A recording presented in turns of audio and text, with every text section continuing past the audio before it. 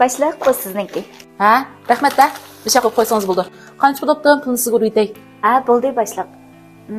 Başqalar moddiy xidmətdə iş qısı yo'q. Boshqalar bermabdi-da. Hayratcha bu sizniki. 10 qo'yli qoldi. Ha, sal turib javob etib beray, ha? Arifat bu siz degan qog'oz 15 qo'yli qoldi. Ha, ma'qul.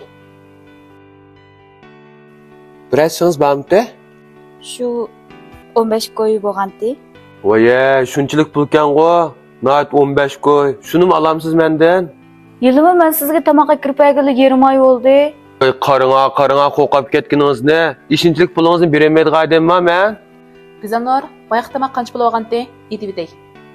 Ha, 18 qo'y bo'lgandi. Ha, ma'qul. Yetib etdimi? Ha, ko'pchilik sizlar bundaq bostamoqning pulini yetdinglar, ha? Ha, ma'qul. Voy, ma'qul, hozir boray, ma'qul. Hey, aldirma. Gizamnorga bergan pulni yetib bandim ma'qul. Bo'lmasa yil unutib qolasa. Başliq, meni ham bagim yo'q emas. Shu mashim chiqqan biroqli bir yetay degandim. Aldın qaylıq maaşını inib bilan bir oylıq tamaq etkizish pulini berib etgan bo'lsang, bunchalik tadriq yurmas o'g'aytang. Bo'lmasa bunda qilaylik. Bu oylik maaşının yarmini Guzalnurga beray. Sen tamaq o'rtman deb avaranmaysa, Guzalnurmi qo'sh kirim yartida emasmi? Voy, başliq, ajab deb ketdingiz. Bundan keyin tamoqni uzamak kerak.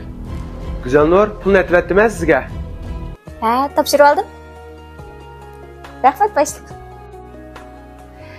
Ko'pchilik boshqalardan yordam talab qilgan vaqtinglarda ular rad qilishga huquqliq. Agar ular rad qilmay sizlarga yordam qilishni tanlagan ekan, sizlar qo'pib uni qilishga tegishli ish deb qilgan yordamiga to'yg'izib etmay, yordamining qadrini qiling.